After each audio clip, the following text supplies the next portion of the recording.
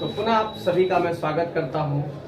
मैं मुकुंद बिहारी आज के इस एपिसोड में, और आज का जो टॉपिक है आप सबों के समक्ष है वह है संधि। तो आइए अब हम जानते हैं संधि के विषय में। सबसे पहले हम संधि का अर्थ समझेंगे।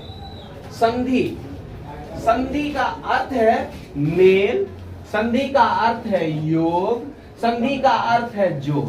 तो संधि के कितने अर्थ हुए? तीन अर्थ हुए। पहला अर्थ क्या है? दूसरा अर्थ है, तीसरा अर्थ है, लेकिन किसका? तो इसीलिए मैंने क्वेश्चन मार्क दिया है, किसका? तो वर्णों का। अब चलेंगे हम परिभाषा की ओर। दो वर्णों के मेल से उत्पन्न विकार को संधि कहते हैं। कितने वर्णों के मेल? बहुत बढ़िया। दो वर्णों का क्या? मेल कितने वर्णों का? तो दो वर्णों का क्या? मेल। और इससे उत्पन्न विकार उसी को हम कहते हैं संधि। तो दो वर्णों के मेल से उत्पन्न विकार को संधि कहते हैं। समझ में आ गया सबको? तो पहला पद क्या है बोलिए? विद्या। दूसरा पद है विद्या। खत्म हो रहा है, अर्थी शुरू हो रहा है, और इसके आ का और इसके आ का दोनों का हुआ है क्या? तभी पूरा हुआ किसका? Very good, very good. और विद्या जो अर्थी क्या बन गया? अब जरा गौर करें जनाब। विद्या समाप्त हो रहा है किस पे? आ। इसका वर्ण के रूप में आ ऐसे होता है, मात्रा के रूप में मात्रा के रूप में ऐसे होता है। और अर्थी समाप्त हो रहा है अ पे। आ और अ मिलके क्या बनाया? फिर भी आ ही बनाया। आ वर्ण के रूप में ऐसे है, मात्रा के रूप में ऐसा। यही मात्रा यहाँ पे ये वाला मात्रा है। तो विद्या जोड़ अर्थी बराबर। दूसरा उदाहरण देखेंगे। प्रथम पद में क्या है? द्वितीय पद में क्या है? महा समाप्त हो रहा है किस पे? आ पे। इस शुरू हो रहा है किस पर? बहुत बढ़िया, ई से शुरू हो रहा है ना। तो आ और ई। अब देखिए महा जोड़ इस क्या हो गया? महेश। तो देखिए म बिल्कुल म ऐसे ही है, ह बिल्कुल ह ऐसे ही है। अब ह के आगे का जो आ था है ना, और इसको हम अभी बैंक में रखेंगे। ये आ को हमने यहाँ रख दिया। दूसरा पद शुरू हो रहा है दीर्घ ई से। किससे शुरू हो रहा है? दीर्घ ई से। दुर्घ ई कभी नहीं बोलेंगे, दीर्घ ई से शुरू हो रहा है। ठीक है, तो दीर्घ ई से शुरू हो रहा है। अब आ और ई मिलके क्या बना दिया? ए वर्ण के रूप में ऐसे है, मात्रा के रूप में ऐसे होगा। यही ए यहाँ पे आके ह के ऊपर में वैसे लग गया। अब बच गया तालव्य स। तो ये तालव्य स जस का तस यहाँ तालव्य स है। तो क्या मैंने जो आपसे वादा किया कि मैं एक एक वर्ण का ऑपरेशन करूंगा, किया या नहीं किया? तो आइए फिर आगे का ऑपरेशन देखते हैं। अब वर्णों के आधार पर, किसके आधार पर मेरे दोस्त? वर्णों के आधार पर संधि के तीन प्रकार होते हैं। कितने प्रकार होते हैं? पहला प्रकार कौन सा प्रकार? दूसरा प्रकार, तीसरा प्रकार विसर्ग संधि। यहाँ तक क्लियर है? तो चलिए अब हम आगे आपको फिर बारी बारी से बताते हैं कि स्वर संधि क्या होता है, व्यंजन संधि क्या होता है, और विसर्ग संधि क्या होता है। तो देखिए स्वर संधि का तात्पर्य ऐसे संधि से है जिसमें स्वर वर्ण के साथ मेल होता है, फिर जाकर स्वर संधि का निर्माण होता है। ठीक है, तो स्वर संधि में क्या होता है? स्वर वर्ण का स्वर वर्ण के साथ मेल होता है। प्रथम पद में भी स्वर वर्ण और द्वितीय पद में भी स्वर वर्ण, और उससे जिस संधि का निर्माण होता है उसको क्या कहते हैं? उदाहरण के लिए प्रथम पद में क्या है? दूसरे पद में क्या है? अन्न। समाप्त हो रहा है चूंकि नौ पे, लेकिन नौ व्यंजन है, और व्यंजन तभी है ना जब उसमें छिपा हुआ स्वर है, यानी उसमें छिपा हुआ अ है। तो अन्न समाप्त हुआ नौ पे, नौ में छिपा हुआ है अन्न। समाप्त हुआ नौ में छिपा हुआ है। अभाव शुरू हुआ अ से, यानी अन्न में छिपा हुआ अ, अभाव का अ, दोनों मिलके बना दिया। तो प्रथम पद में अन्न, अन्न में छिपा हुआ अंत में अ। द्वितीय पद में अभाव शुरू हो रहा है अ से, तो प्रथम पद का अंतिम वर्ण और द्वितीय पद का प्रथम वर्ण दोनों का मेल हुआ पूरा संधि का खेल। तो अ प्लस अ बराबर आ, अ जोड़ अ बराबर वर्ण के रूप में ऐसे, मात्रा के रूप में ऐसे। क्लियर सी बात है। अब देखिए अन्न जोड़ अभाव बराबर क्या हो गया, तो अन्नाभाव। अन्न जोड़ अभाव बराबर, तो ये आ जो है वो अन्न के आगे आकार की मात्रा के रूप में लगा हुआ ये आ है। इस तरह से आप देखेंगे तो दोनों में स्वर का ही मेल हुआ है। अन्न का अ भी स्वर है, अभाव का अ भी स्वर है, और इन दोनों स्वरों के आपस में मेल से जो नया वर्ण बना है, जो नई मात्रा लगी हुई है, वो भी क्या है, आ है। कोई दिक्कत है तो बोल सकते हैं। फिर क्या है, अब देखिएगा महाजोड़ा से क्या है भैया, महाजोड़ा से। महा समाप्त हो रहा है किस पे, आ से शुरू हो रहा है किससे, तो आ प्लस आ इज इक्वल टू वर्ण के रूप में आ और मात्रा के रूप में आ। तो देखिए मह यहाँ तक मह है, सय यहाँ से सय है, बाकी इसका आ और इसका आ, इसका आ और इसका आ दोनों आपस में मिलके बना दिया क्या, आ। ये वाला मात्रा यहाँ पे कूदत के चला गया, महाजोड़ा से बराबर। कोई दिक्कत है तो बोल सकते हैं। नेक्स्ट देखिए, अब हम स्वर संधि के प्रकार के बारे में जानते हैं। तो स्वर संधि के कितने प्रकार होते हैं, 5। Very good very good. स्वर संधि के कितने प्रकार हैं, 5 प्रकार हैं। ठीक है, इनमें पहला संधि जो है वो क्या है, दीर्घ संधि। देखिए जब दो सवर्णों स जोड़ वर्णों बराबर सवर्णों, इससे भी अधिक तोड़ सकते हो आप, स जोड़ वर्ण जोड़ ओ बराबर सवर्णों।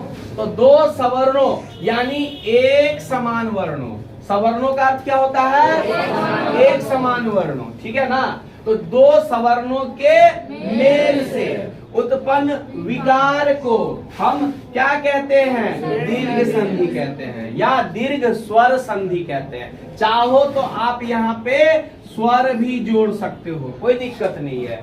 क्यों नहीं, क्योंकि ये स्वर संधि का ही भेद है। समझ में आया या नहीं आया। तो दीर्घ संधि, स्वर संधि में क्या होगा, तो दो एक जैसा वर्ण आपस में मिलेगा, आपस में जुड़ेगा और उससे जिस संधि का निर्माण होगा वो दीर्घ स्वर संधि कहलाएगा। और दीर्घ का अर्थ होता है बड़ा, दीर्घ का अर्थ होता है, यदि हम एक को एक के साथ जोड़ते हैं तो 2 होता है, a प्लस ए तो 2a होता है। इसी प्रकार से मेरे दोस्तों यहाँ अ है और यहाँ अ है, तो सूत्र से आप देख सकते हैं कि अ और अ जुड़ेगा तो क्या बनाएगा, आ। ठीक वैसे जैसे 1 जोड़ 1 बराबर क्या होता है, 2। तो देखे 1 और 1 आपस में जुड़ा तो इससे बड़ा बना दिया ना, 2 बन गया ना। वैसे ही हिंदी में भी यही चीजें लागू होती है कि अ और अ आपस में जुड़ा तो क्या बनाया, आ। अब देखिए कैसे, अब इसको हम ले जाएंगे अपने संधि के पदों पर उदाहरण के साथ। ठीक है, पहला क्या है भैया, अन्न। दूसरा क्या है, अभाव। तो प्रथम पद में क्या है, बोलिए, प्रथम पद में क्या है, अन्न। द्वितीय पद में क्या है, और अब बताइए इस अन्न, ये जो अन्न है, इस अन्न में छिपा हुआ क्या है अंत में, और अभाव शुरू किससे हो रहा है, तो अभी मैंने बताया अ प्लस अ बराबर, ठीक वैसे जैसे 1 जोड़ 1 बराबर 2। तो अन्न में छिपा हुआ है अंत में अ। अब चूंकि आप कहिएगा कि कैसे छिपा हुआ है, हो सकता है कोई नहीं जानते हो तो ये कह सकते हैं, तो मैं आपको बता दूं पहले। अन्न चूंकि खत्म हो रहा है 9 पे, यूं तो ये खत्म हो रहा है 9 पे, 9 है व्यंजन, अब व्यंजन में छिपा हुआ होता है स्वर, जिसके बिना व्यंजन वर्ण का उच्चारण संभव नहीं है। तो अन्न जोड़ अभाव बराबर क्या होगा, कैसे, तो अन्न खत्म हो रहा है 9 पे, 9 में छिपा हुआ है अभाव शुरू हो रहा है अ से, तो अ और अ बराबर क्या होगा, वर्ण के रूप में आ ऐसे लिखते हैं, मात्रा के रूप में ऐसे लिखते हैं। देखिए अन्न, यहाँ तक अन्न बिल्कुल अन्न है, ये वाला अन्न बिल्कुल यहाँ तक अन्न वैसे का वैसे है। क्लियर है। अब देखिए, अब इस अन्न में छिपा हुआ है और अभाव हो रहा है शुरू और से। अब यहाँ पर अभाव का जो भाव है वो यहाँ पर देख रहे हैं, भाव वैसे का वैसे है।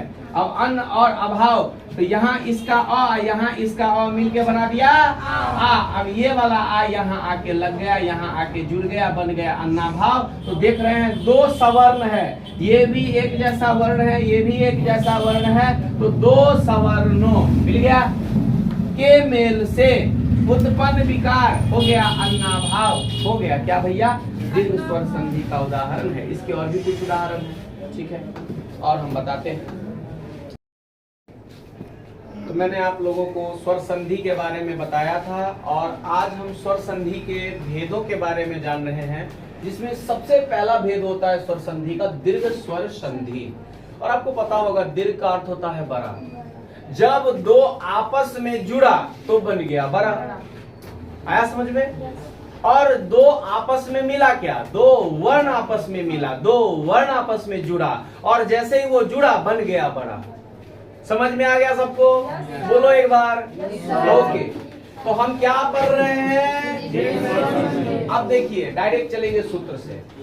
देखिए सबसे पहले आप देख रहे हो प्रथम पद में क्या होना चाहिए और द्वितीय पद में, तो प्रथम पद खत्म किस पे होता है? अ पे, और द्वितीय पद की शुरुआत किससे होती है? और जब दोनों आपस में मिलते हैं तो क्या बनाता है? अब देखेंगे उदाहरण। प्रथम पद में भोजन, द्वितीय पद में आलय। प्रथम पद में भोजन, द्वितीय पद में आलय। भोजन किस पे समाप्त हो रहा है? अब कहिएगा सर दिख रहा है, नो बोल रहे हैं, और आप अंधे हैं क्या? है ना? अगर मैं अंधा हो जाऊं तो आप भी अंधे हो, है ना? लेकिन समझने की बात है मेरे दोस्तों, यहाँ कोई अंधा नहीं है। अब देखो भोजन में अंत में नौ आता है, नौ में छिपा हुआ है, बहुत अच्छे से पता है आपको। और द्वितीय पद है आले, शुरू हो रहा है, तो प्रथम पद का अंतिम वर्ण और द्वितीय पद का प्रथम वर्ण आ दोनों मिला बन गया आ। मात्रा के रूप में इस तरह से यहाँ पे आप देख सकते हैं। तो भोजन जोड़ आलय, ठीक है, तो हम भोजन तक तो भोजन तक लिख दिया, ठीक है। अब इसमें छिपा हुआ अ और इसका आ दोनों मिला बना दिया आ, तो क्या बन गया? भोजन जोड़ आलय बराबर भोजनालय। देख रहे हैं आपस में दो जुड़ा, तब ये बन गया बड़ा। बड़ा को ही कहते हैं दीर्घ। और चूंकि दोनों में क्या है? दोनों ही पदों में क्या है? स्वर ही है, अ भी स्वर है और आ भी स्वर है। तो स्वर संधि का उदाहरण आप समझ सकते हैं कि जिस, है ना, संधि में प्रथम पद में भी स्वर हो, द्वितीय पद में भी स्वर हो, तो स्वर वर्ण का स्वर वर्ण के साथ मेल और उससे जो उत्पन्न होता है विकार, उसे ही हम कहते हैं स्वर संधि। और उसमें भी जब सवर्ण हो तो दीर्घ स्वर संधि, मैंने आपको बता दिया है पहले, ठीक है। फिर देखेंगे सूत्र से, तो प्रथम पद में देखिए प्रथम पद क्या है? विद्या। और द्वितीय पद क्या है? विद्या। खत्म किस पे हो रहा है? तो सूत्र से कहता है प्रथम पद में क्या रहना चाहिए? तो प्रथम पद में विद्या में आ है, और द्वितीय पद में क्या रहना चाहिए? तो अर्थी शुरू अ से हो रहा है, तो ये अ है, तो आ और अ मिलके क्या बना दिया? वर्ण के रूप में ऐसे, मात्रा के रूप में ऐसे, तो विद्या जोड़ अर्थी बराबर विद्यार्थी। ये वाला आ देख रहे हैं, ये वाला आ है। किसी को समझ में आया या नहीं आया? ओके, फिर देखेंगे सूत्र से, तो कहता है कि आ प्लस आ इज इक्वल टू आ जोड़ आ बराबर, तो देखिए उदाहरण में महाजोड़ महाजोड़, महा खत्म किस पे हो रहा है? आ से शुरू किससे हो रहा है? तो आ और आ का हुआ मेल, इसे ही कहते हैं बच्चों संधि का। क्या बात है, बहुत अच्छा, वेरी गुड वेरी गुड। तो आ जोड़ आ बराबर ये वर्ण के रूप में, ये मात्रा के रूप में, तो महा जोड़ आ से बराबर क्या हो गया? देखिए ये वाला महा मोह आकार हा तालब ये श और य महाशय, तो ये आ जो है आपस में इसका आ दोनों मिलके बनाया आ, और ये वाला आ यहाँ पे आ गया। कोई दिक्कत है तो बोल सकते हैं। फिर देखिएगा सूत्र से, तो हरसुई और हरसुई के मेल से क्या बनता है? देखिए गिरी खत्म हो रहा है हरसुई पे, इंद्र शुरू हो रहा है हरसुई से, हरसुई और हरसुई बना दिया क्या? दीर्घी। और इस तरह से गिरी जोड़ इंद्र बन गया गिरिंद्र, और गिरिंद्र में जो रॉ के आगे में दीर्घ ई आया है, दीर्घ ई आया है, देख रहे हैं, ये गिरी के हरसुई और इंद्र के हरसुई के मिलने से जो दीर्घ ई बना है, ये वर्ण के रूप में और ये वाला मात्रा के रूप में यही यहाँ पर आ गया है कूद के। समझ में आया भैया? दिक्कत है कोई? नेक्स्ट फिर देखिए सूत्र से, हरसुई प्लस दीर्घ ई बराबर क्या होता है? दीर्घ ई होता है, ठीक है। और यहाँ फिर देखेंगे तो प्रथम पद में गिरी है, द्वितीय पद में इस है, गिरी जो है वो समाप्त हो रहा है हरसुई पे, और इस जो है वो शुरू हो रहा है दीर्घ ई से, और हरसुई और दीर्घ ई जब भी कभी मिलता है तो दीर्घ ई ही बनाता है, और दीर्घ ई जो है ये मात्रा के रूप में यहाँ पे आ गया है, अतः गिरी जोड़ी इस बराबर क्या हो गया? ये आपको सारे के सारे दीर्घ स्वर संधि के उदाहरण हैं। नेक्स्ट फिर देखिएगा सूत्र से, तो प्रथम पद में दीर्घ ई हो और द्वितीय पद में ह्रस्व ई हो तो भी वो दीर्घ ई ही बनाएगा, दीर्घ ई ही बनाएगा। अब देखेंगे उदाहरण, पहले देखते हैं हम लोग सूत्र, उसके बाद आते हैं उदाहरण की ओर, ताकि हमको बहुत अच्छे से समझ में आ सके। अब क्या बच गया भैया? मही और इंद्र। मही प्रथम पद में क्या है भैया? मही, और द्वितीय पद में क्या है भैया? इंद्र। मही खत्म हो रहा है दीर्घ ई पर, और इंद्र शुरू हो रहा है ह्रस्व ई से, तो दीर्घ ई प्लस ह्रस्व ई के मेल से क्या बन गया? ये हो गया वर्ण के रूप में, और यही इसका क्या हो गया? मात्रा, है ना। तो ये मात्रा ये मात्रा यहाँ पे आ गया, तो बन गया क्या? मही जोड़ इंद्र बराबर क्या हो गया? महेंद्र बन गया। ये आपको समझ में बहुत अच्छे से आया होगा। आशा करता हूँ कि आप सभी समझ पा रहे होंगे। जहाँ कहीं दिक्कत लगे तो ये ऑफलाइन क्लास है ना, ऑनलाइन सुविधा उन बच्चों के लिए है जो अभी तक हमारे चैनल को लाइक, सब्सक्राइब और शेयर नहीं किए हैं। और आशा करता हूं कि अगर उन्हें अच्छा लगता होगा, अगर मेरे द्वारा पढ़ाई गई चीजें उन्हें अच्छी लगती होगी, तो निश्चित तौर पर वो शेयर भी करेंगे, सब्सक्राइब भी करेंगे और लाइक भी ठोकेंगे, है ना। तो चलिए अब देखते हैं घंटी बजा के सूत्र से, ठीक है। तो दीर्घी प्लस दीर्घी बराबर भी क्या होगा भैया? दीर्घी होगा, ठीक है। अब देखिए उदाहरण की ओर चलेंगे, तो पृथ्वी प्रथम पद में क्या है मेरे दोस्तों? और द्वितीय पद में क्या है? इस। पृथ्वी खत्म किस पे हो रहा है? और इस शुरू किससे हो रहा है? दीर्घ ई से। और दीर्घ ई प्लस दीर्घ ई क्या बनाता है मिलके भैया? दीर्घ ई। वर्ण के रूप में ऐसे, मात्रा के रूप में ऐसे, तो पृथ्वी जोड़ इस बराबर क्या हो गया? यानी पृथ्वी का दीर्घ ई और इसका दीर्घ ई दोनों आपस में जुड़ा दीर्घी बना दिया, और यही दीर्घ ई मात्रा के रूप में पृथ्वी के आगे जाकर लग गया और बन गया ये वाला जो देख रहे हो आप दीर्घ ई, वो ये वाला दीर्घी, ये वाला दीर्घी है, ठीक है। तो पृथ्वी जोड़ इस बराबर क्या हो गया? अब देखेंगे नेक्स्ट उदाहरण सूत्र से। देखिए पहले तो ह्रस्व उ और ह्रस्व उ मिलके बनाता है मेरे दोस्त दीर्घु बनाता है, ठीक है। तो उदाहरण को समझेंगे, आप समझ जाइएगा कि यहाँ पर कौन सा खेल हुआ है। समझ में आया क्या? नहीं। नेक्स्ट देखिए, भानु प्रथम पद में क्या है? अच्छा, भानु का अर्थ बताओ क्या होता है? सूर्य होता है, वेरी गुड। भानु। और द्वितीय पद में क्या है मेरे दोस्तों? उदय। भानु समाप्त किस पे हो रहा है? खत्म किस पे हो रहा है? बहुत बढ़िया। और उदय भी शुरू हो रहा है ह्रस्व उ से, ह्रस्व उ से, और ह्रस्व उ प्लस ह्रस्व उ क्या होता है मेरे दोस्त? देखो ये वर्ण के रूप में है और ये मात्रा के रूप में, तो भानु जो उदय बराबर क्या हो गया? देखिए भानु का ह्रस्व उ और उदय का ह्रस्व उ मिलके बना दिया दीर्घ उ। क्या बना दिया? और ये दीर्घ उ यहाँ पर आ गया है, और ये दीर्घ उ जो है मेरे दोस्त यहाँ पे 9 के नीचे दीर्घ उकार के रूप में आ गया, बन गया भानु जो उदय बराबर। फिर यही क्रिया आगे देखेंगे, प्रथम पद में हर दीर्घ उ हो, प्रथम पद में दीर्घ उ हो और द्वितीय पद में ह्रस्व उ हो, तो भी दीर्घ उ ही बनाएगा दोनों आपस में मिलकर, ठीक है। जैसे स्वयंभू है ना, स्वयंभू प्रथम पद में क्या है मेरे दोस्त?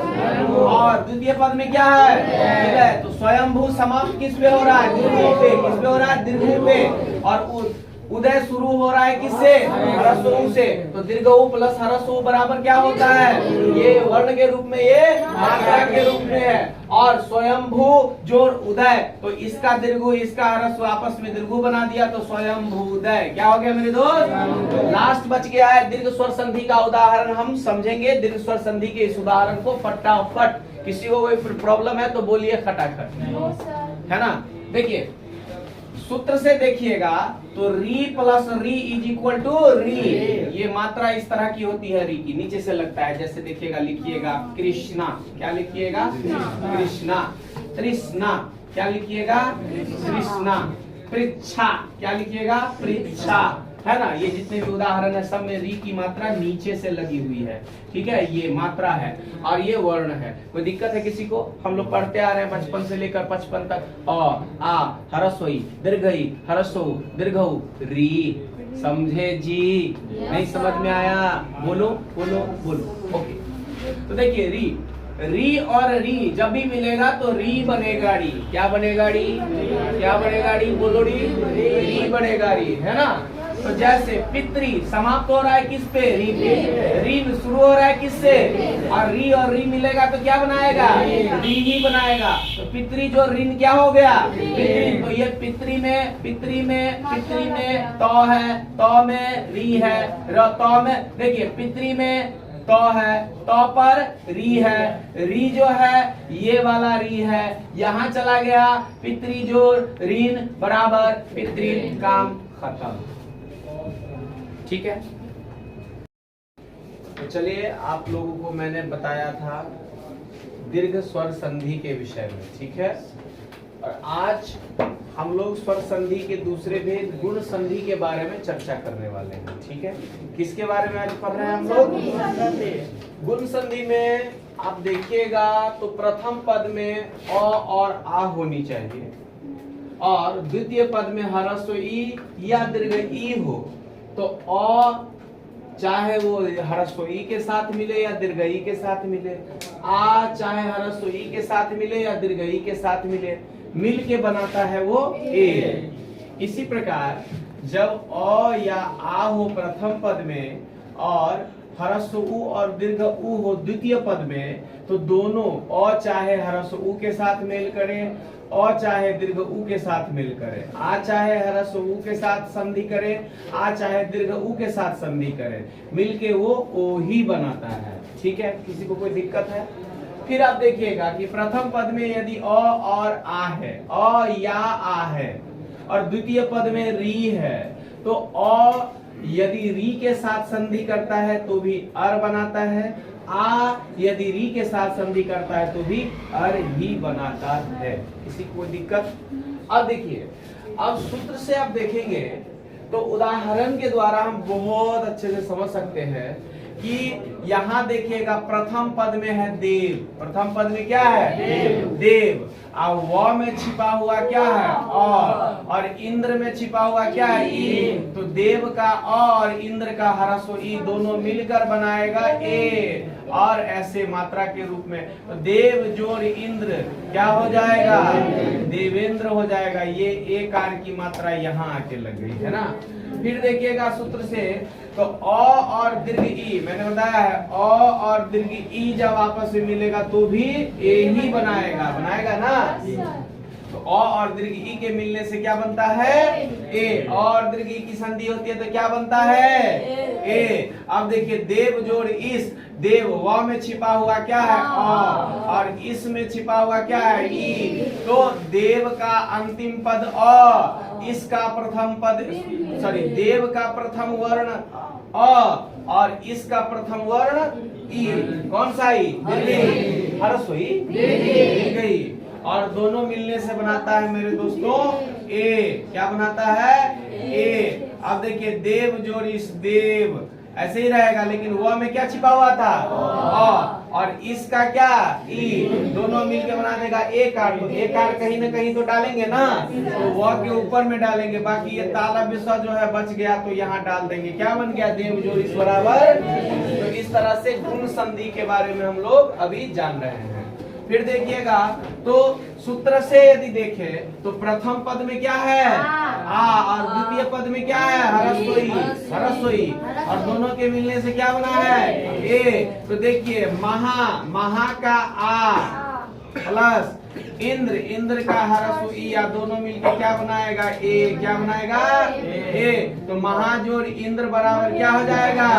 महेंद्र हो जाएगा। ये एक आर की मात्रा यहाँ पे आके, ये एक आर की मात्रा जैसे यहाँ पे आके लग जाता है। ठीक है, अब फिर देखिएगा तो अ और हरस्व उ, अ और हरस्व उ को मिलाते हैं, अ और हरस्व उ की संधि होती है तो क्या बनता है? ओ। अब देखिएगा इसको हम अपने उदाहरण पे बिठाने का प्रयास करेंगे। चंद्र खत्म हो रहा है अ पे, प्लस उदय शुरू हो रहा है हरस्व उ से, तो चंद्र घुमा फिरा के देखिएगा तो चंद्र बोलिएगा तो अंत में अ ही आ जाता है, आता है। बोलिए चंद्र, चंद्र आ रहा है कि नहीं आ रहा है? तो अ, और उदय शुरू हो रहा है हरस्व उ से, तो चंद्र जोर उदय बराबर क्या हो जाएगा? चंद्रोदय। क्या हो जाएगा? तो अ और उ क्या मिलके क्या बना दिया? ओ। ये वाला ओ यहाँ पे आ गया। ठीक है, अब देखिएगा सूत्र से तो अ और दीर्घ उ के मेल से भी ओ ही बनता है, जैसे अ और हरस्व उ के मेल से ओ बना। क्लियर सी बात है? अब देखिए जैसे समुद्र है, समुद्र में छिपा हुआ क्या है? अ है, और उर्मी है, उर्मी में छिपा हुआ दीर्घ उ है, और दोनों मिलके क्या बनाता है? ओ, है ना? वर्ण के रूप में ऐसे, मात्रा के रूप में ऐसे, तो समुद्रोर्मी क्या हो जाएगा? समुद्र जोर उर्मी बराबर क्या हो जाएगा? समुद्रोर्मी। ये वाला ओ यहाँ पे आ गया। ठीक है, तो समुद्रोर्मी का मतलब होता है समुद्र की लहरें, समुद्रोर्मी का अर्थ होता है समुद्र की लहरें। अब देखिएगा सूत्र से तो आ और उ को मिलाइएगा तो भी क्या बनेगा? ओ ही बनेगा। तो यदि महा और उत्सव को देखें तो महा में छिपा हुआ ये वाला आ है यहाँ पे जोड़, उत्सव में छिपा हुआ ये हरस्व उ है, और मिलके ये क्या बनाएगा? ओ। क्या बनाएगा? ओ। तो महाजोर उत्सव क्या हो जाएगा? महोत्सव हो जाएगा, और ये ओ यहाँ पे आ गया। फिर इसी तरह आ और ओ बनाएगा, गंगा जोर उर्मी हो जाएगा, गंगोर्मी क्या हो जाएगा? गंगोर्मी। तो ये वाला जो है गंगा का आ, गंगा का आ, उर्मी का उ मिलके बनाया ओ मात्रा के रूप में ऐसे होगा। ये मात्रा यहाँ पे आ गया, बात खत्म। इसी तरह अ और री मिलेगा तो अर बनाएगा। क्या बनाएगा? अर। अब जैसे देखिए देव, देव में छिपा हुआ क्या है जी? ऋषि में छिपा हुआ क्या है? मिलके ये क्या बनाया? अर। क्या बनाया? अर यानी रेप की मात्रा, अर यानी किसकी मात्रा? रेप की मात्रा। तो देव जो ऋषि बराबर क्या हो गया? देवर्षि। देखिए यहाँ पे ये रेप की मात्रा यहाँ पे आ गया। इसी तरह यदि अ और री मिलता है तो अर बनाता है, तो आ और री मिलेगा तो क्या बनाएगा? अर ही बनाएगा। क्या बनाएगा? तो महा जो ऋषि, देखिए महा में छिपा हुआ आ प्लस री, है ना? तो ऋषि में छिपा हुआ री, तो क्या बना दिया जी? और क्या बना दिया? और अर की मात्रा को ऐसे लिखा जाता है लकी सिरो रेखा के ऊपर। तो देव महाजोर ऋषि बराबर क्या हो गया? महर्षि हो गया। क्या हो गया? ये रेप की मात्रा यहाँ पे आ गई, बात खत्म। कोई दिक्कत? चलो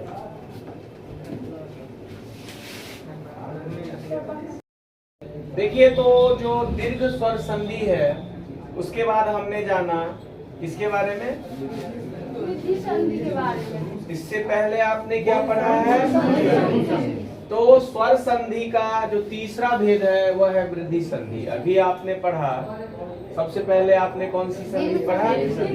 दीर्घ स्वर संधि। उसके बाद आपने पढ़ा गुण स्वर संधि, और अब पढ़ने वाले हैं वृद्धि संधि या वृद्धि स्वर संधि। ठीक है, देखिए वृद्धि संधि में क्या होता है मेरे दोस्तों, तो प्रथम पद में अ और आ होगा। अ यदि ए के साथ मिले तो भी ऐ ही बनाएगा, अ यदि ऐ के साथ मिले तो ऐ ही बनाएगा, आ यदि ए के साथ मिले तो ऐ बनाएगा, आ यदि ऐ के साथ मिले तो भी ऐ बनाएगा। यही क्रिया यहाँ होगी। अ या आ प्रथम पद में हो और इनका मेल यदि ओ और औ के साथ होता है तो क्या बनाते हैं? ये औ। अब हम सूत्र से उदाहरण की ओर जाएंगे और समझते हुए आगे बढ़ेंगे। सबसे पहले प्रथम पद में क्या होना चाहिए? द्वितीय पद में ए, और दोनों के मेल से क्या बनेगा? तो आप देखिए एक खत्म हो रहा है अ पर, क्योंकि क में छिपा हुआ है अ, और एक शुरू हो रहा है ए से, क्योंकि एक किससे शुरू हो रहा है? ए से। और सूत्र कहता है और ए बराबर क्या होगा? ए वर्ण के रूप में ऐसे, मात्रा के रूप में ऐसे। आई बनाएगा। तो क्या बनाएगा? आई बनाएगा। क्या बनाएगा? आई बनाएगा। आई कार होगा ना। अब देखिए आई बनाएंगे। एक, अब देखिए एक वैसे ही लिखेंगे, एक आ रहे हैं, रुक जाइए, अब डबल दे दिए हैं। आ रहे हैं, रुक जाइए। क्या ये गलत लिखा है मैंने? इसे पीछे वाला क्या पीछे वाला? ये ये क्या बात करती हो? एक और एक दोनों मिला है आपस में, तो एक में छिपा हुआ एक अब बताइए प्रथम पद में क्या है? एक। प्रथम पद में क्या है? मैंने वर्ण नहीं पूछा है, पूरा पहले सुना करो फिर बोला करो। प्रथम पद में क्या है? एक, और एक खत्म हो रहा है क पर, आ क जो है व्यंजन है, आ व्यंजन में छिपा हुआ क्या है? अ है। तो अ की संधि आगे वाले से होगी ना। तो एक, अब देखिए द्वितीय पद भी एक है, एक शुरू किससे हो रहा है? ए से। सूत्र कहता है अ और ए मिलेगा तो क्या बनाएगा? ऐ। तो इस हिसाब से अ और ए मिला तो क्या बनाएगा? ऐ नहीं बनाएगा। और ऐ जो है ये मात्रा के रूप में ऐसे होता है, तो एक जोड़ एक बराबर क्या होगा? एक होगा। कोई दिक्कत? ये ऐ यहाँ पे आ गया। अब देखिए सूत्र कहता है अ और ऐ मिलके क्या बनाएगा? ऐ। समझे? नव, नव खत्म हो रहा है व पे, व में छिपा हुआ है क्या मेरे दोस्तों? अ, और ऐश्वर्य शुरू हो रहा है ऐ से, तो अ और ऐ मिलके क्या बनेगा मेरे दोस्तों? ऐ। तो नव जोड़ ऐश्वर्य है ना, ये होगा ऐसे ऐकार। तो नवैश्वर्य, नवैश्वर्य है ना, नव ऐश्वर्य, यानी ये वाला ऐ यहाँ पर आ गया। अब फिर देखिए प्रथम पद में क्या है? कहाँ पढ़ रहे हैं? कहाँ ध्यान है आप लोगों का? प्रथम पद में क्या है? द्वितीय पद में क्या है? मिलके बनाएगा ऐ। सादा, सादा देखिए आप पे खत्म हो रहा है और ए से शुरू हो रहा है, सूत्र कहता है ये बनाएगा ऐ। क्या बनाएगा? तो क्या हो जाएगा? सादा जोड़ ए बराबर क्या हो जाएगा? ये ऐकार यहाँ आ गया। इसी तरह सूत्र से आ और ऐ मिलके क्या बनाएगा? ऐ। देखिए महा में क्या छिपा हुआ है? आ, ये वाला आ। जोड़ जोड़ जोड़ ही रहेगा। ऐश्वर्य किससे शुरू हो रहा है? ऐ से, और ये मिलके क्या बनाएगा? ऐ। ये ऐ ऐकार की मात्रा, तो महा जोड़ ऐश्वर्य क्या हो जाएगा? महेश्वर्य। क्या हो जाएगा? ये यहाँ पर ऐकार आ गया। फिर देखिए सूत्र से प्रथम पद में क्या होना चाहिए? अ, और द्वितीय पद में ओ, मिलके क्या बनाएगा? ओ। क्या बनाएगा? ओ। अब देखिए परम, परम में अंत में है म, परम में अंत में क्या है? म, लेकिन म तो व्यंजन है और म में छिपा हुआ है क्या? अ, और ओजस्वी शुरू हो रहा है किससे? ओ से। मिलके क्या बनाएगा? ओ। ये देखिए मात्रा के रूप में ऐसे होता है, ठीक है, मात्रा के रूप में इस तरह से होता है। तो परम जोड़ ओजस्वी क्या हो जाएगा? परमौजस्वी, परमौजस्वी। ये औकार की मात्रा यहाँ पे आ गई, ठीक है। अब देखिए सूत्र से अ और औ मिलेगा तो भी क्या बनाएगा? औ।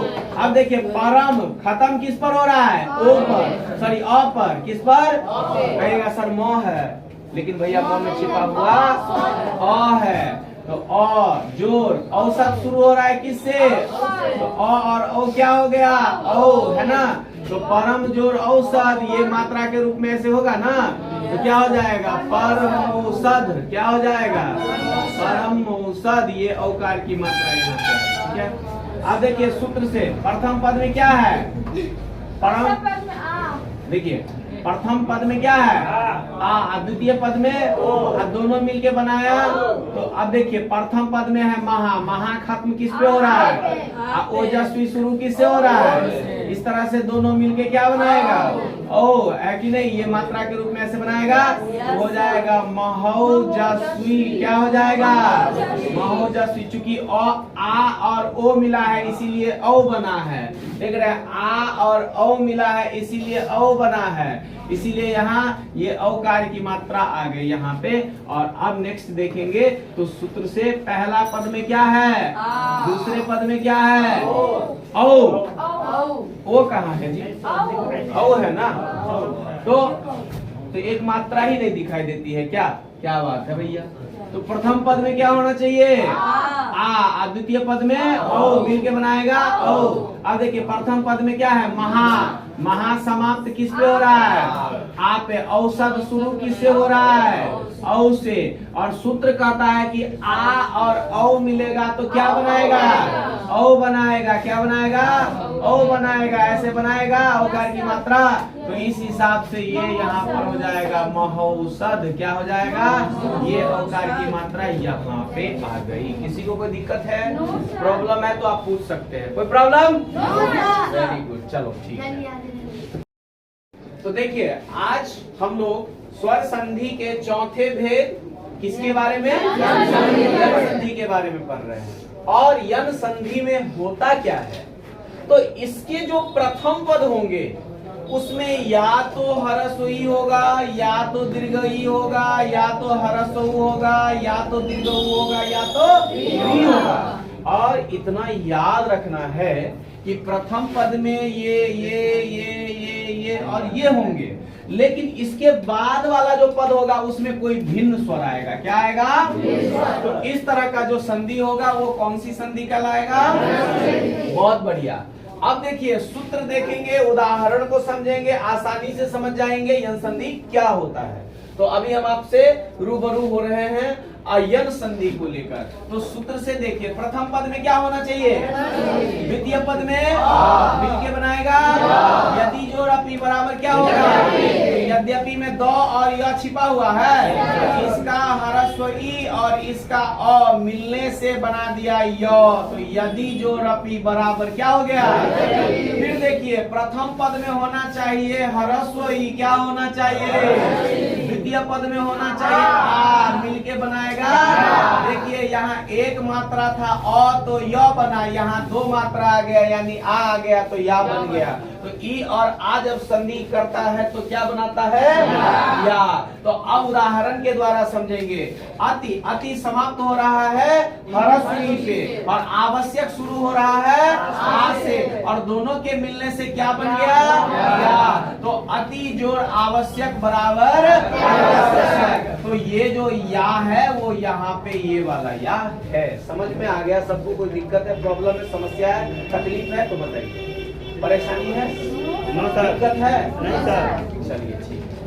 फिर देखिए सूत्र से तो प्रथम पद में होना चाहिए हरस्वी। क्या होना चाहिए?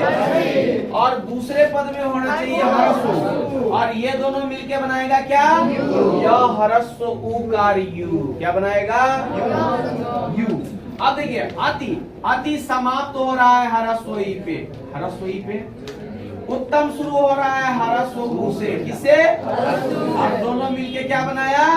यू। तो इस हिसाब से ये क्या हो जाएगा? ये क्या हो जाएगा? अत्युत्तम। अत्युत्तम। अत्युत्तम है ना? ये यू, ये वाला यू है और ये कुत्ता वाला तो है ना? चलिए हाँ चलिए, कुत्ता वाला तो नहीं है। फिर देखिए सूत्र से प्रथम पद में होना चाहिए हरस्व ई। क्या होना चाहिए? और दूसरे पद में होना चाहिए दीर्घ। क्या होना चाहिए? और ये दोनों के मिलने से बनाएगा य दीर्घकार यू। क्या बनाएगा? यू। क्या बनाएगा? यू। लेकिन इसको यू बनने के लिए आप समझे प्रथम पद में होना चाहिए हरस्व ई और द्वितीय पद में होना चाहिए दीर्घ उ। मिलके क्या बनाएगा मेरे दोस्तों? अब उदाहरण के द्वारा समझेंगे। अति। अति समाप्त हो रहा है भैया हरस्व ई पे और उष्म शुरू हो रहा है दीर्घ उ से, और ये सूत्र से देखिएगा तो हरस्व ई हो प्रथम पद में, दीर्घ उ हो द्वितीय पद में, तो इससे निकलने वाला जो विकार है वो होता है यह दीर्घकार यू। तो इस हिसाब से ये क्या हो जाएगा? अत्युष्म। अत्युष्म। क्या हो जाएगा? अत्युष्म। ठीक है। तो ये वाला यू यहाँ पे ये वाला यू आ गया। फिर देखिए यदि प्रथम पद में ह्रस्व उ हो और द्वितीय पद में अ हो तो मिलके क्या बनाएगा? वह हलन आधा वह है। क्यों? कैसे बताते हैं। जैसे देखिए अनु जोड़ आय, अनु समाप्त हो रहा है ह्रस्व उ पे और आय शुरू हो रहा है अ से, तो क्या बताया मैंने? आधा हुआ, तो क्या हो जाएगा? अन्वय। क्या हो जाएगा? अन्वय। ठीक है, क्योंकि देखिए वह के पीछे न जुड़ा हुआ है इसीलिए यहाँ हमने इसको इंडिकेट किया है। देखिए सूत्र से ह्रस्व उ प्लस आ बराबर क्या होगा? वा। ठीक है, अब देखिए ह्रस्व उ और आ के मिलने से क्या बना? वा। तो मधु जोड़ आलय इस हिसाब से क्या हो जाएगा? मध्वालय। क्या हो जाएगा? मध्वालय। तो ये इसका ह्रस्व उ है, ये इसका आ है, मिलके बना दिया वा है और ये वाला वा यहाँ पे आ गया। फिर देखिए सूत्र से तो प्रथम पद में ह्रस्व उ हो, द्वितीय पद में ओ हो तो वो बनाता है, वो बनाता है। जैसे गुरु जोड़ ओदन बराबर क्या हो जाएगा? बराबर क्या हो जाएगा? गुरुवोदन। क्या हो जाएगा? गुरुवोदन। ठीक है, अब देखिए फिर ये रू समाप्त हुआ ह्रस्व उ पे प्लस ओदन शुरू हुआ ओ से और ये मिलके बना दिया वो, ये वाला वो है। चूंकि र था गुरु में र था तो ये रेफ की मात्रा में बदल गया, इसीलिए गुरु जोड़ ओदन बराबर गुरुवोदन हो गया। चूंकि आप पूछ देते किन्हीं के मन में ये प्रश्न उठ रहा होगा कि ये र कहाँ गया, फिर तो ये र भैया गया नहीं कहीं, ये रेफ की मात्रा में परिवर्तित हो गया और गुरुवोदन में यहाँ पे आके ठहर गया। कोई दिक्कत है तो बता सकते हैं। ठीक है, अब देखिएगा तो सूत्र से प्रथम पद में ह्रस्व उ हो, द्वितीय पद में औ हो तो मिलके बनाएगा वो। क्या बनाएगा? देखिए यहाँ ओ था, उ के साथ संधि किया तो वो बनाया एक मात्रा है, वह ओकार वो ऊपर में एक मात्रा है। ठीक है, और यहाँ आप देखेंगे तो ह्रस्व उ के साथ औ का मेल हुआ है, औ की संधि हुई है तो यहाँ दो मात्रा बढ़ा तो यहाँ भी वह औकार वो दो मात्रा बढ़ गया। किन्हीं को कोई दिक्कत है, परेशानी है, तकलीफ है, समस्या है तो बता सकते हैं। चलिए अब देखिए, अब गुरु जोड़ औदार, तो अब हम स्वर संधि के जो पांचवें भेद हैं अयादि संधि उसके बारे में जानते हैं। देखिए प्रथम पद में होना चाहिए ए, ऐ, ओ, औ और इसके बाद कोई भिन्न स्वर होना चाहिए। क्या होना चाहिए? प्रथम पद में क्या क्या होना चाहिए एक बार बताइए। और उसके बाद क्या होना चाहिए? कोई भिन्न स्वर आए तो क्या होना है? तो सूत्र पर हम चलेंगे, उदाहरण को हम समझेंगे, अयादि संधि को भी बहुत अच्छे से समझ जाएंगे। तो देखिए मेरे दोस्तों, प्रथम पद में क्या होना चाहिए? ए और अ की जब संधि होती है तो क्या बनाता है? आय। देखिए ने खत्म हो रहा है ए पे प्लस अन शुरू हो रहा है अ से और सूत्र से ए और अ मिलता है तो क्या बनाता है? आय। क्या बनाता है? आय। तो देखिए नयन, आप कहिएगा सर आय कहाँ नजर आ रहा है? कहाँ नजर आ रहा है बताइए। तो देखिए नौ में छिपा हुआ है अ। चूंकि मैंने आपको जब व्यंजन वर्ड पढ़ाया था तो बहुत अच्छे से बताया था कि जो भी क से लेकर ह तक के वर्ण हैं, यहाँ तक कि उससे भी आगे चले जाइए स्वर तक के वर्ण हैं, तो उसके अंत में अ का आना एकदम अनिवार्य है। कृपया आप लोग हल्ला ना करें, पीछे आप नहीं बोलेंगे। ठीक है, बैठ जाइए कुछ देर, आप बैठ जाइए। ठीक है, तो ए और अ मिलके क्या बना दिया? आए। तो नौ में भी तो अ छुपा हुआ है मेरे दोस्त, और ये वाला अ यहाँ पर आ गया और बाकी नौ जो है ये तो नौ ही ना रहेगा, तो नौ या नौ नया। पुनः सूत्र से प्रथम पद में क्या हो? ए। ये ए है क्या? ये अपने बच्चे को इसका मतलब गलत पढ़ाओगे है ना, आने वाले पीढ़ी को। बहुत अच्छा, वेरी गुड मेरे यार। देखो खुद के बारे में पहले सोचो, बच्चे के बारे में बाद में सोचना, है ना। तो सुनिए, अभी नहीं बने हैं आप, है ना, क्या बच्चों के बाद, इसीलिए अभी समझे संधि को। आप प्रथम पद में होना चाहिए आए और दूसरे पद में होना चाहिए आ, मिलके बनाएगा आई। समझे मेरे भाई, क्या बनाएगा आई। तो आइए देखते हैं उदाहरण वाला उपाय, समझ जाएंगे मेरे भाई। तो ये क्या है, नहीं, क्या है ये नहीं, ये क्या है अक। देखिए मैंने कहा सूत्र से कि प्रथम पद में होना चाहिए क्या ऐ, तो नहीं जो है वो ऐ पे खत्म हो रहा है ना। नौ जो है ऊपर में एक ऐकार की मात्रा है या नहीं है, ऐ जोर रहेगा ही। अक शुरू होना चाहिए किससे, अ से। देखिए यहाँ ये शुरू हो रहा है, तो ऐ और अ मिलके मेरे भाई बनाता है ये आय। तो नई जोर अक बराबर क्या हो गया, ये आय। देखिए ये वाला आ है और ये वाला य है। समझ में आया कि नहीं आया। तो नई जोर अक बराबर क्या हो गया। पुनः सूत्र से देखेंगे प्रथम पद में होना चाहिए क्या ओ, और उसके बाद कोई भिन्न स्वर। आपने देखा कि क्या कर रहा है, ए ऐ ओ औ के बाद कोई भिन्न स्वर। आपने जो भी उदाहरण देखा है उसके बाद कोई ना कोई भिन्न स्वर है। जैसे आप देखेंगे नयन, तो ने ए पर खत्म हो रहा है, अन अ से शुरू हो रहा है, ए अ से भिन्न है, अ ए से भिन्न है। इसी तरह यहाँ पर ऐ अ से भिन्न है, अ ऐ से भिन्न है। कोई दिक्कत है? तो आपको जो मैंने सूत्र में लिखाया वही मैंने आपको उदाहरण के साथ समझाया। कितनों को समझ में आया? सबको समझ में आया? बोलो भैया। चलो अब देखिए पुनः प्रथम पद में क्या होना चाहिए, दूसरे पद में क्या होना चाहिए। तो प्रथम पद समाप्त किस पे होना चाहिए और दूसरा पद शुरू किस से होना चाहिए, और दोनों मिलके क्या बनाता है मेरे दोस्तों। अब देखिए पो जोड़ अन क्या है, पो जोड़ ओ समाप्त हो रहा है ओ पे, प्रथम पद में है ओ। समझ में आया मेरे दोस्तों। अब देखिए दूसरे पद में है अन, क्या है अन शुरू हो रहा है मेरे दोस्तों किससे, अ से। दोनों मिलके ओ और अ मिलके क्या बनाता है मेरे भाई, क्या आव, क्या बनाता है आव। पो हलन पो जोड़ अन बराबर क्या हो जाएगा अवन। अब कहिएगा ये अ कहां से आ गया सर, तो प में भी ना आ है छिपा हुआ मेरे दोस्तों, और बाकी ये वाला वो ही ना, ये वाला वो है, और बाकी ये जो नौ है वो नौ तो यथोचित है ना, वैसे ही रहेगा यथावत है ना। फिर देखिएगा तो सूत्र से प्रथम पद किस पे समाप्त होना चाहिए, औ पर। किस पर, औ पर। और दूसरा पद शुरू किससे होना चाहिए, क्योंकि यहाँ एक मात्रा ओ था, तो देखिए एक मात्रा अब है, अब सिर्फ अ है। चूंकि यहाँ पर ओ है, यहाँ पर अ है, इसीलिए ये अब है। ठीक है, यहाँ एक मात्रा है सिर्फ ओ, और मेरे प्यारे दोस्तों यहाँ पे हो गया ओ। क्या हो गया ओ, और ओ मिल गया किससे, अ से। तो यहाँ पर एक मात्रा बढ़ गया, तो देखिए यहाँ पर भी एक मात्रा बढ़ गया। अब ओ और अ मिला आपस में तो आ बना दिया। क्या बना दिया मेरे दोस्तों, आ। अब देखिए उदाहरण को, पो यहाँ पर पो, क्या है यहाँ पर पो, बात समझे। और यहाँ पर क्या है अन, पौ खत्म किस पे हो रहा है, औ पे है ना। अन शुरू किससे हो रहा है, अ से। क्लियर है।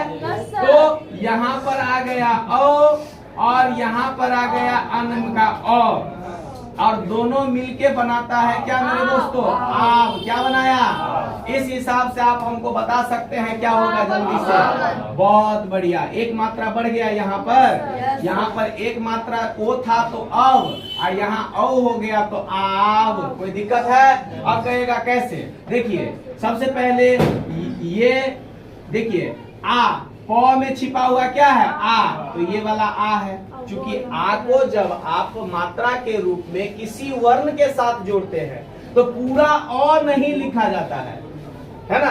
उसका जो प्रतीक चिन्ह होता है, उसका जो सिंबल होता है, उसकी जो मात्रा होती है, उसी को आप ऐड करते हो। समझ में आ रही है? सबको समझ में आ रही है? बोलो भैया। समझ में आया? बहुत अच्छे से।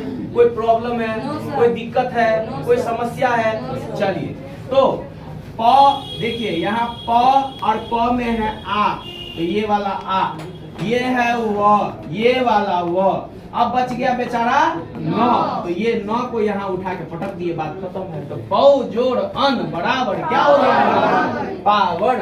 इसी तरह स्रव क्या है मेरे दोस्तों? स्रव। स्रव खत्म हो रहा है किससे? औ पे। और अन शुरू हो रहा है किससे?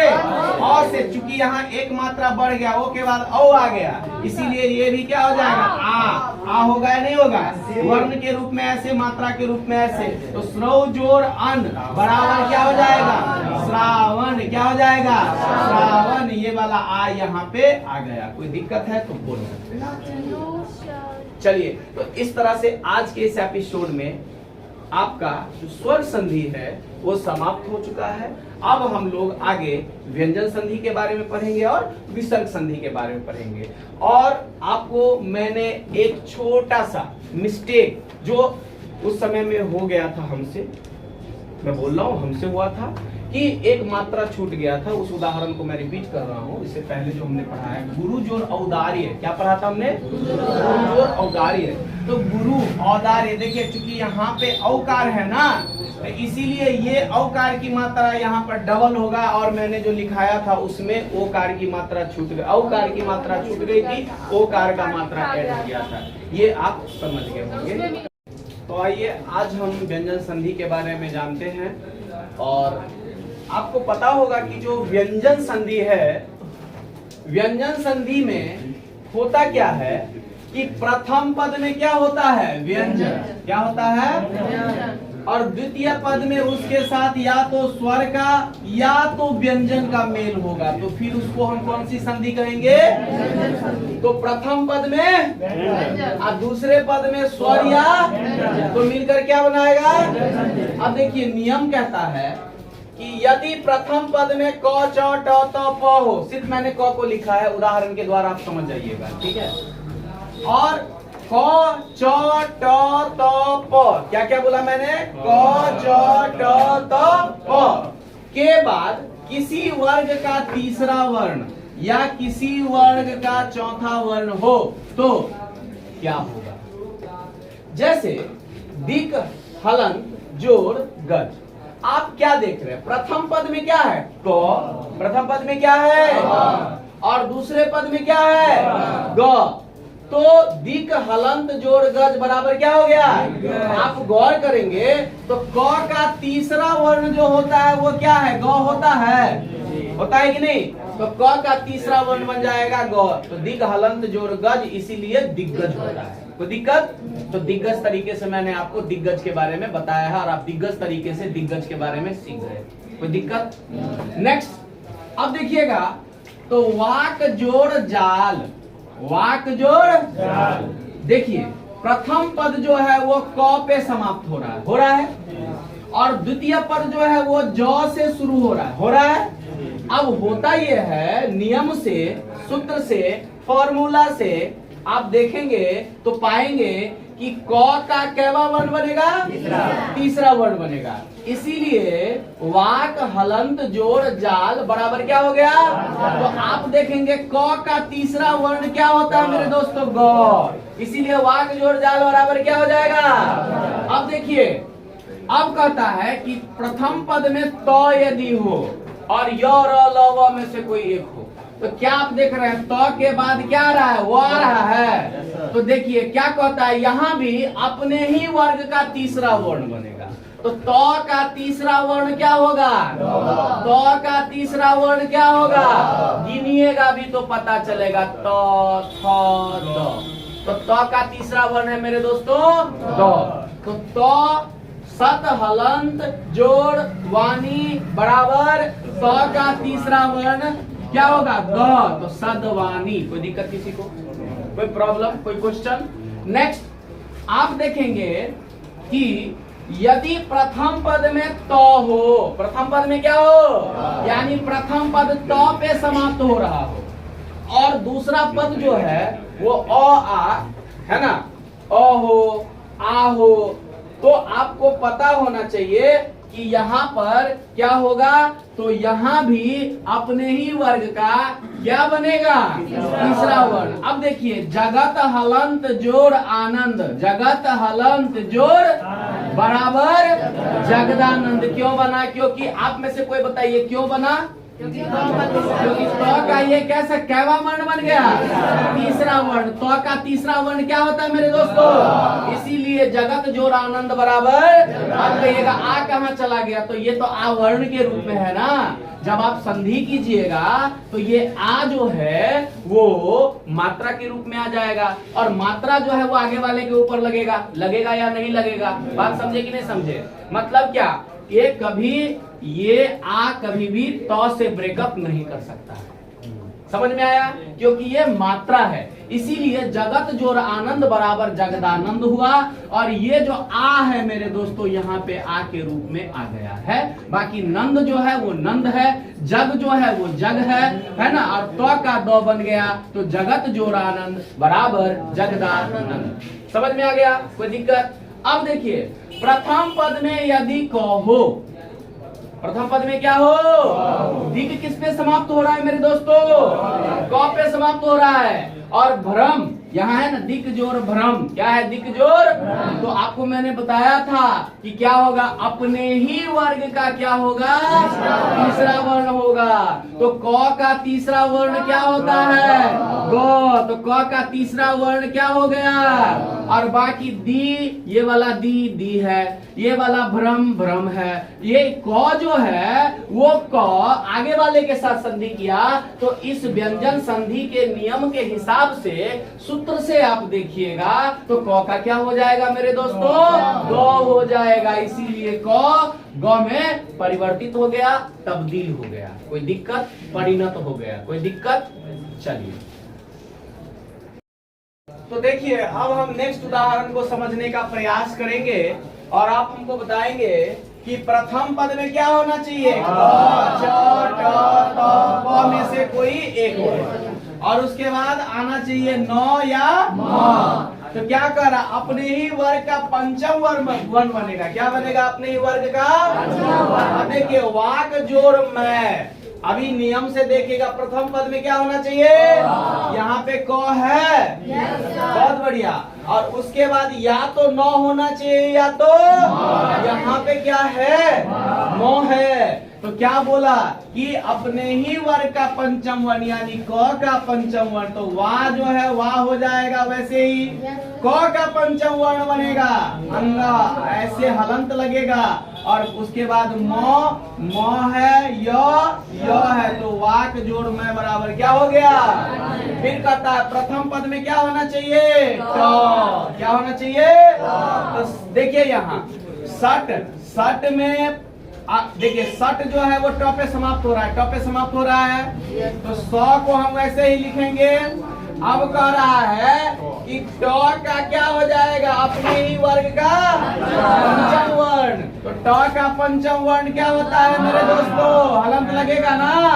लगेगा। और बाकी मार्ग जो है वो मार्ग वैसे ही खुला रहेगा, यानी मार्ग वैसे ही है।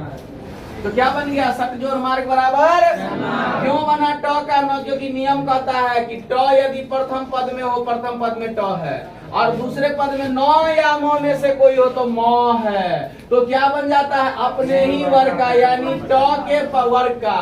ट के वर्ग का क्या बनेगा? पंचम वर्ण। पंचम वर्ण बन गया, क्या बन गया? बात खत्म है। उतजोर नति। अब ध्यान दीजिए, उतजोर नति, ध्यान से सुनिएगा।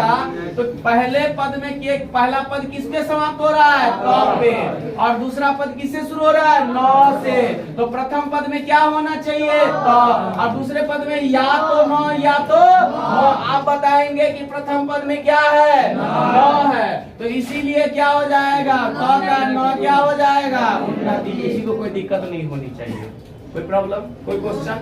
चलिए फिर कहता प्रथम पद में क्या होना चाहिए? त। और दूसरे पद में म या न। तो जगत जोड़ना, तो त का पंचम वर्ण बन जाएगा। तो क्या हो जाएगा? जगन्नाथ। क्या हो जाएगा? एक च वाला उदाहरण देखिए, अच जोर अंत। देखिए तो क्या हो जाएगा? च का पंचम वर्ण क्या हो जाएगा? य होगा। होगा कि नहीं होगा? और आपको जब मैंने वर्ण पढ़ाया था तो आपको बहुत अच्छे से समझाया था कि प्रथम पद में होना चाहिए क्या मेरे दोस्तों? और उसके बाद आना चाहिए कोई स्पर्श व्यंजन। ठीक है। तो या तो वहां अनुस्वार हो जाएगा या तो बाद वाले वर्ण के वर्ग का पंचम वर्ण होगा। कैसे? ध्यान दीजिए। प्रथम पद क्या है? अहम। दूसरा पद क्या है? कार। तो अहम जोड़ कार। अब क्या बोला है कि प्रथम पद में म होना चाहिए, है। क क्या है? स्पर्श व्यंजन है। क से लेकर म तक स्पर्श व्यंजन होता है, बताए थे आपको। तो क्या हो जाएगा? अहम जोड़ कार क्या हो जाएगा? अहंकार। क्या हो जाएगा? अहंकार हो जाएगा। इसी तरह प्रथम पद में क्या होना चाहिए? म। प्रथम पद में म है यहाँ। द्वितीय पद में क्या होना चाहिए? कोई स्पर्श व्यंजन। तो ग स्पर्श व्यंजन का उदाहरण है। तो इसीलिए सम जोड़ गम बराबर क्या हो जाएगा? संगम। दो तरीके से लिखा जा सकता है मेरे दोस्तों, ऐसे भी संगम लिखा जा सकता है, कोई दिक्कत नहीं है। ठीक है, अब देखिए प्रथम पद में क्या होना चाहिए? म। किम में म है और दूसरे पद में क्या होना चाहिए? कोई भी स्पर्श व्यंजन है ना। हाँ, ये सत्य है कि इसके साथ मात्रा आया है तो ऐसे ही रहेगा। तो इसीलिए यहाँ क्या हो जाएगा? किंचित। बन गया, अनुस्वार बन गया। नहीं समझे आप समझे? बहुत अच्छा। कोई दिक्कत है तो पूछ सकते हैं, किसी को कोई प्रॉब्लम है तो। पम जोर चम, बताइए पम किस पे खत्म हो रहा है? म पे खत्म हो रहा है। और चम शुरू किससे हो रहा है? च से। तो बताया है मैंने, अभी पंचम वर्ण हो जाएगा। तो पम जोर चम क्या हो जाएगा? खुद ये पंचम बन जाएगा। आप पंचम ऐसे भी लिख सकते हैं, पंचम ऐसे भी लिख सकते हैं, कोई दिक्कत नहीं है। ठीक है, और एक तरीका और है, आप पंचम ऐसे भी लिख सकते हैं, इसमें भी कोई दिक्कत नहीं है। आप संगम ऐसे भी लिख सकते हैं, कोई दिक्कत नहीं है। ठीक है, और ये रूप अब प्रचलन में नहीं है, ये रूप जो है प्रचलन में नहीं है, लोग सिंपली ऐसे लिखते हैं। अब देखिए उदाहरण को हम समझने का प्रयास करेंगे। ठीक है, क्या कहता है? यदि तो के बाद लो रहे, क्या रहे? तो के बाद लो रहे। ठीक है, तो क्या होगा? आप लोग बताइए। तत हलंत जोर लीन क्या होगा? क्या हो जाएगा? यानी क्या हो जाएगा? तो के बाद लो रहे तो लो डबल लो में बदल गया, आप देख रहे हैं। तो क्या हो गया? तत जोर लीन बराबर क्या हो गया? तल्लीन हो गया। क्या हो गया? देखिए फिर उत जोर लाश क्या हो जाएगा? बहुत अच्छा, अब तो आप लोग फटाफट समझ रहे हैं। बहुत अच्छा, बहुत अच्छा। अब देखिए क्या होता है कि यदि नौ और लौ रहे, क्या रहे? नौ और लौ रहे तो अनुनासिक हो जाएगा। क्या हो जाएगा? अनुनासिक। क्या हो? कैसे होगा अनुनासिक? तो देखिए क्या हो जाएगा? महालाभ। क्या हो जाएगा? महालाभ। क्या हो जाएगा? महालाभ। तो ये क्या है? देख रहे हैं, ये चंद्र बिंदु है। क्या है ये? चंद्र बिंदु। और इसको हम क्या कहते हैं मेरे दोस्तों? क्या बोलते हैं इसको? अनुनासिक। क्या बोलते हैं? अब क्या कहता है? देखिए तो रहे प्रथम पद में, क्या रहे मेरे दोस्तों? तो रहे प्रथम पद में। उदाहरण क्या है? तो प्रथम पद में हो और चौ बाद में हो। तो प्रथम पद में हो और चौ बाद में हो तो क्या हो जाएगा? डबल चौ हो जाएगा। तो यहाँ पर क्या हो जाएगा? सच्चित। क्या हो जाएगा? सच्चित। ठीक है, तो और चौ जहां भी मिलेगा तो डबल चौ बना दिया, हो गया सच्चित। अब देखिए उत जोड़ हार क्या है? नेक्स्ट उदाहरण उत जोड़ हार। ध्यान दीजिए, यदि कहता है कि यदि वर्गों के अंतिम वर्णों को छोड़कर, ठीक है, शेष वर्णों के बाद ह आए तो ह पूर्व वर्ण के वर्ग का चतुर्थ वर्ण बन जाता है। चतुर्थ वर्ण बन जाता है। चतुर्थ वर्ण बन जाता है। देखिए तो है, ठीक है, आगे में ह है तो यहाँ तो और ह की संधि हुई है, तो और ह का मेल हुआ है। तो अब क्या होगा कि तो जो है इसका चतुर्थ वर्ण बनाएगा। तो मेरे दोस्तों यहाँ पर क्या हो जाएगा? उत जोड़ हार बराबर क्या हो जाएगा? उद्धार। क्या हो जाएगा? उद्धार। ध्यान दीजिएगा। उसके बाद क्या है? फिर बच गया क्या? परिजोड़ छेद। क्या बच गया? परिजोड़ छेद। यदि कहता है कि हरस्व के बाद छ हो तो छ से पहले च जुड़ जाता है। हरस्व परी ई पर खत्म हो रहा है, छ बाद में हो तो क्या? छ से पहले च जुड़ जाएगा। तो मेरे दोस्तों इस हिसाब से परिच्छेद हो जाएगा। छ से पहले च जुड़ गया तो जो सूत्र है, जो फॉर्मूला है, उसको पूरा ये फिट बैठता है। तो इस तरह से आप लोगों ने आज व्यंजन संधि के बारे में जाना है, और व्यंजन संधि के बारे में हमने बहुत अच्छे से जाना है। आप लोग एक बार रिवीजन करेंगे, आप लोग एक बार पढ़ के आएंगे, आप लोग एक बार अच्छे से पूरे उदाहरणों को समझ के आएंगे, पूरा का पूरा माजरा समझ में आ जाएगा। देखिए अभी हम लोग किसके बारे में जान रहे हैं?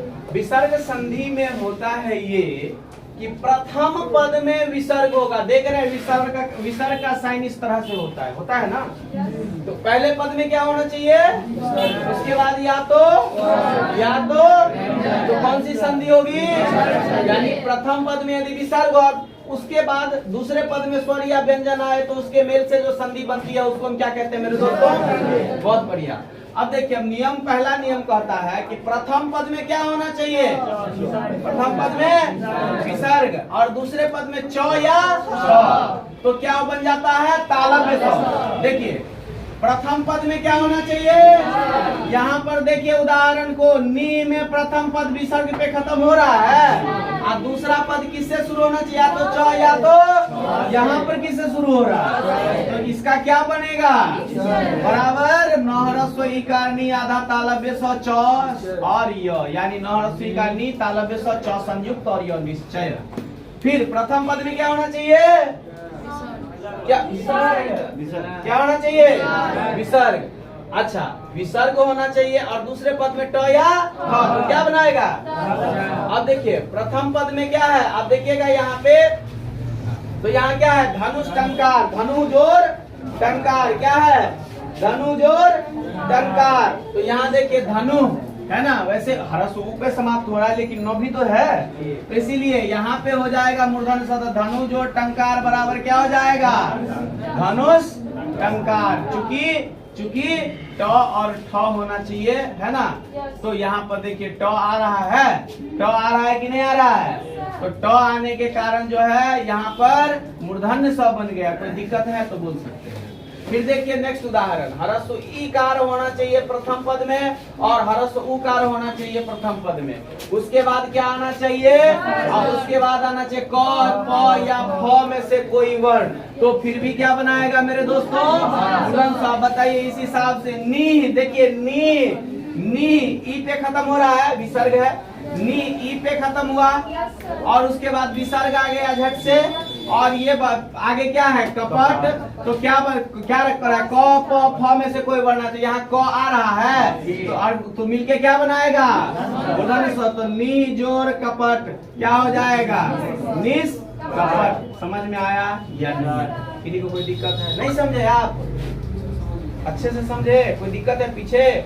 चलिए अब देखिए दूसरा उदाहरण, प्रथम पद में है ना क्या आना चाहिए? ह्रस्व ई। क्या आना चाहिए? ह्रस्व ईकार आया है और उसके बाद आना चाहिए विसर्ग। क्या आना चाहिए? विसर्ग आया है और उसके बाद आना चाहिए क प फ में से कोई एक प आया है, प ये वाला प आया है, तो ये मिलके क्या बना देगा? मूर्धन्य स। तो इस हिसाब से ये क्या हो जाएगा? क्या बात है, क्या बात है, बहुत बढ़िया। आप लोगों के लिए मैं ताली बजाता हूँ। ठीक है, बहुत अच्छा, वेरी गुड वेरी गुड। फिर क्या कह रहा है? प्रथम पद में क्या होना चाहिए? ह्रस्व ईकार। क्या होना चाहिए? ह्रस्व ईकार। और उसके बाद क्या आना चाहिए?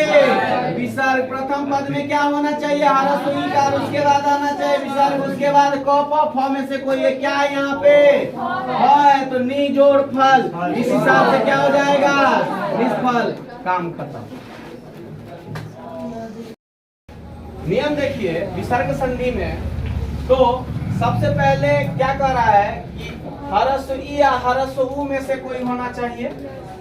उसके बाद क्या आना चाहिए? विसर्ग। और उसके बाद देखिए उसके बाद क्या आना चाहिए? र। तो क्या हो जाएगा?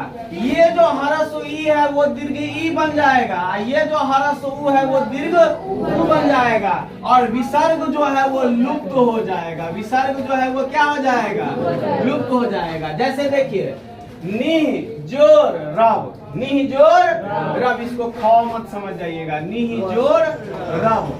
तो देखिए क्या बताया, प्रथम पद में क्या होना चाहिए, हरस्वई, क्या होना चाहिए, उसके बाद क्या आना चाहिए, यहाँ हरस्वई है, यहाँ विसर्ग है, उसके बाद क्या आना चाहिए, र, क्या आना चाहिए, र। तो हरस्वई क्या बन जाएगा, दीर्घी। तो हरस्वई 9 में लगा हुआ है ना, तो ये हरस्वई बन जाएगा यहाँ पर दीर्घी, और बाकी रब का रब ही रहेगा, और विसर्ग जो है वो क्या हो गया, लुप्त हो गया। फिर देखिए प्रथम पद में क्या होना चाहिए, हरस्वई है, हरस्वई, उसके बाद क्या आना चाहिए, है यहाँ विसर्ग, और उसके बाद क्या होना चाहिए, र, क्या होना चाहिए, र। तो यहाँ पर क्या हो जाएगा, हरस्वई बराबर क्या हो जाएगा, न दीर्घी का र आ स। देखिए हरस्वई का दीर्घ ई कार में बदल गया, कोई दिक्कत है तो बोल सकते हैं। क्या आप समझ रही हैं, समझ रही है ना, वेरी गुड। अब देखिए प्रथम पद में क्या होना चाहिए, हरस्वई, क्या होना चाहिए, हरस्वई है यहाँ,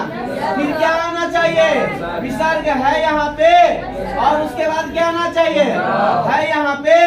तो हरस्वई जो है वो किस में बदल जाएगा, दीर्घी में बदल गया यहाँ पे, और बाकी रोग जो है वो रोग वैसे ही रहेगा, रोग वाला रोग यहाँ पर रोग जो है रोग के रूप में लगा ही रहेगा। समझ में आया कि नहीं आया, कोई दिक्कत। अब देखिए दूसरा उदाहरण देखिए मेरे दोस्तों, प्रथम पद में क्या होना चाहिए, अ या आ को छोड़कर कोई अन्य स्वर। देखिए ध्यान से, अ या आ को छोड़कर कोई अन्य स्वर है ना, तो नी, ध्यान दीजिए, नी, ये अ और आ को छोड़कर हरस्वई है, उसके बाद आना चाहिए विसर्ग, यहाँ पे विसर्ग है, और उसके बाद आना चाहिए कोई स्वर, हरस्व उ है दूसरे पद में, तो कोई स्वर आ गया, और उसके बाद देखिएगा इस तरह का उदाहरण होगा तो सीधा बन जाएगा र। क्या बन जाएगा, तब कहिएगा सर ये हरस्व उकार कहाँ से आ गया, तो बोला था मैंने, ये जो हरस्व उ है वो विसर्ग से बहुत प्यार करता है। क्या करता है, बहुत प्यार करता है, इसके बिना जी नहीं सकता है,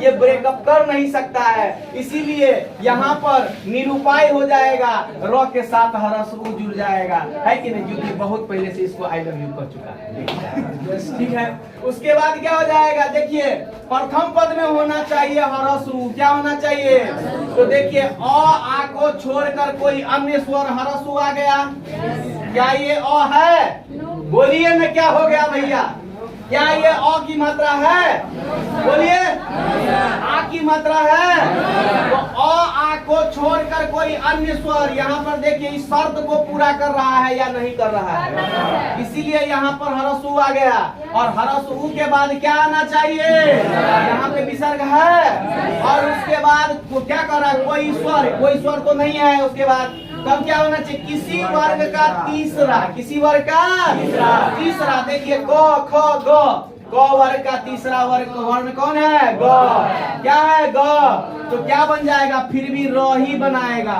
मेरे दोस्तों र का उपयोग हम 3 रूपों में करते हैं। पहला है यदि ये वाला जैसे लिखेंगे प्रकाश, क्या लिखेंगे, प्रकाश, तो क में र ये लगा दिए, तो इसका ये यूज है। जैसे लिखेंगे ट्रक, इसको बोलते हैं र पदेन की मात्रा, क्या बोलते हैं, तो दूसरे रूप में ऐसे यूज होता है। और इसी र का हम जब क्या करते हैं, पर्दाफाश करते हैं दूसरे रूपों में, तो देखिए पर्दाफाश शब्द को ही ले लीजिए, पर्दाफाश शब्द को, तो यहाँ पर क्या एकदम गर्दा देख रहे हैं, पर्दा में लगा हुआ है, ये रेप की मात्रा के रूप में आ गया, तो वही रेप की मात्रा के रूप में यहाँ पे आ गया, तो क्या बना दिया, दुर्गंध बना दिया। फिर देखिएगा मेरे दोस्तों, यहाँ पर होना चाहिए अ आ को छोड़कर कोई अन्य स्वर, अ आ को छोड़कर कोई अन्य स्वर है हरस्व उ, उसके बाद क्या आना चाहिए, यहाँ पे विसर्ग है, और उसके बाद कोई स्वर, यहाँ पे आ गया है कोई स्वर, यहाँ पे ये आ को छोड़कर प्लस के बाद वाले की क्रिया हो रही है, इसीलिए यहाँ कंफ्यूज नहीं कर जाएगा, आ को छोड़कर बता रहे, फिर यहाँ आ को जोड़ कर कहे बता रहे, ये दूसरे पद में आ रहा है। समझ में आ रहा है कि नहीं आ रहा है, तो दू जोरात्मा का हो गया, जोरात्मा, तो क्या बन जाएगा, वहां भी र ही बन जाएगा। किसी को कोई दिक्कत है तो बता सकते हैं। नेक्स्ट उदाहरण को हम देखेंगे और समझेंगे। फिर देखिएगा मेरे दोस्तों, जैसे देखिए नी जोर झर, नी जोर झर, बताइए जल्दी से क्या होगा, हरस्व ईकार की दीर्घ ईकार वाला, नहीं हरस्व ईकार ही होगा, क्या होगा, नी का नी रहेगा, विसर्ग जो है वो हट जाएगा, अब देखिए क्या कह रहा है, प्रथम पद में अ आ को छोड़ कर क्या होना चाहिए, अन्य स्वर। तो अ आ यहाँ नहीं है, ह्रस्व ईकार है या नहीं है। और उसके बाद क्या है, यहाँ को क्या होना चाहिए, यहाँ पे विसर्ग है, दोनों शर्त पूरा कर दिया। उसके बाद कह रहा है कि किसी वर्ग का तीसरा चौथा पांचवा चौ छ ज झ, तो कैवा हो गया भैया, चौथा। तो हो गया ना चौ वर्ग का चौथा वर्ण झ। तो ये शर्त पूरा कर रहा है या नहीं कर रहा है, एकदम कर रहा है। तो बना देगा र, क्या बना देगा र। अभी मैंने बताया, कुछ देर पहले बताया, यहाँ पे या तो र इस रूप में, या तो इस रूप में, या तो इस रूप में यूज होता है ना। तो इसीलिए यहाँ पे ये वाला रूप होगा तो निर्झर हो जाएगा। कोई दिक्कत है मेरे दोस्तों तो पूछ सकते हैं, बता सकते हैं। फिर आप देखिएगा क्या कह रहा है, आप देखिएगा यहाँ पे हो जाएगा पांचवा वर्ण की अब हम बात करेंगे। देखिए नी जोर मल, नी जोर, देखिए ध्यान से सुनिए, प्रथम पद में क्या कर रहा है, अ आ को छोड़कर। देखिए अ आ को क्या होना चाहिए, कोई अन्य स्वर। तो अ आ को छोड़कर ह्रस्व ई है यहाँ पे। उसके बाद क्या होना चाहिए, विसर्ग है यहाँ पे। और उसके बाद किसी वर्ग का कैवा वर्ण होना चाहिए, पांचवा वर्ण। तो क्या प फ ब भ म, पंचम स्वर है यहाँ पे, सॉरी पंचम वर्ण है यहाँ पे। तो पंचम वर्ण के रूप में क्या है, म। तो भी क्या बनाएगा, र। अब ये र किस रूप में बनाएगा, तो मैंने बताया है 3 रूपों में र का प्रयोग होता है। एक हो जाएगा यहाँ पे ये प्रकाश वाला प्र, ठीक है। दूसरा र पदेन की मात्रा ट्र वाला र, ठीक है। और उसके बाद एक जो पर्दाफाश वाला ये जो रेप वाला, तो यहाँ पर क्या हो जाएगा, निर्जोर मल निर्मल, ये रेप वाला निर्मल। किसी को कोई दिक्कत है, इस उदाहरण से आप बहुत अच्छे से समझ पाए होंगे, मुझे पूर्ण आशा है, पूर्ण विश्वास है। और यदि फिर भी मन में कोई संकोच है, कोई दुविधा है, कोई भ्रम है, तो आप हमको पूछिए, हमसे पूछिए, हम आपको बताएंगे। बताइए। तो चलिए अब हम अगले नियम की ओर बढ़ते हैं और आपको हम बताते हैं कि प्रथम पद में क्या होना चाहिए, उसके बाद क्या होना चाहिए, और उसके बाद या तो तीसरा चौथा पांचवा वर्ण आना चाहिए, या तो य र ल व और ह में से कोई एक आना चाहिए। तो मिलने से क्या बनेगा मेरे दोस्तों, ओ वर्ण के रूप में ऐसे है तो मात्रा के रूप में ऐसे होता है, ये पता होगा आपको। अब देखिए क्या कर रहा है, मना जोर रथ, क्या कर रहा है कि अ होना चाहिए, नौ में तो अ छुपा हुआ है ना। और उसके बाद आ रहा है विसर्ग, आ रहा है ना। उसके बाद क्या आ रहा है, क्या आ रहा है, य और र में से एक है यहाँ पे, क्या है र। तो मिलके क्या बनाएगा मेरे दोस्तों, तो म वैसे ही रहेगा, नौ वैसे ही रहेगा, और विसर्ग का क्या हो जाएगा, लोप हो जाएगा। और बाकी क्या बनाएगा, ओ बनाएगा ना। रथ को वैसे ही यहाँ पे डाल देंगे, ठीक है, बात खत्म। अब बताइए क्या कह रहा है, प्रथम पद में या तो देखिए क्या आ रहा है, आप देखिएगा तो दंत स तक, सॉरी ह तक व्यंजन वर्ण होता है ना। तो इस हिसाब से य भी जो है इसमें अ है, फिर विसर्ग आया है, और उसके बाद क्या आ रहा है कि तीसरा चौथा पांचवा वर्ण। तो यहाँ देखिए त थ द ध, चौथा वर्ण आ रहा है, ध आ रहा है ना। तो पया जोर धर क्या हो जाएगा, पयोधर। बात समझ में आई या नहीं आई, क्योंकि ये ओ बनाएगा मिलने से, ओ ही बनाएगा मिलने से। कोई दिक्कत, कोई प्रॉब्लम, कोई क्वेश्चन तो पूछ सकते हैं। ओके नेक्स्ट देखिए, यशः जोरदा क्या होना चाहिए, अ आना चाहिए। तालब स्व में अ आता है कि नहीं आता है, ए बोलो तुम तालब स्व बोलो, हाँ बोलो। अंत में क्या आ रहा है, अ। क्या आ रहा है मेरे दोस्तों, अ। ठीक है, बहुत देर से बैठी हुई थी, चुपचाप बैठी हुई, तुमको लगा गुन्नी मुन्नी है, बोलती भी है या नहीं बोलती है, तो कहे एक बार बुलवा देते हैं, ठीक है। तो अ आया, अ के बाद क्या आया मेरे दोस्तों, विसर्ग। क्या आया, विसर्ग। और किसी वर्ग का तीसरा चौथा पांचवा, बताइए द जो है तो वर्ग का कैवा वर्ण है, तीसरा। तो क्या बनाएगा, यहाँ ओ आ जाएगा, विसर्ग का लोप हो जाएगा। समझ में आया या नहीं, तो क्या बन जाएगा मेरे दोस्तों, यशोदा। क्या बन जाएगा, अब देखिए सरह रॉ में अ है, और के बाद विसर्ग है। अब उसके बाद कह रहा है य र ल व में से कोई आना चाहिए, वो आ रहा है तो क्या हो जाएगा, यहाँ विसर्ग का लोभ आ जाएगा उसके जगह पे, इसीलिए यहाँ पे सरह जोर वर क्या हो जाएगा। बहुत बढ़िया। दूसरा उदाहरण देखिए, मनह जोर विकार। न क्या है, न में अ के आगे विसर्ग, न में छिपा हुआ है ना अ, न में क्या है अ है, न में क्या है अ के बाद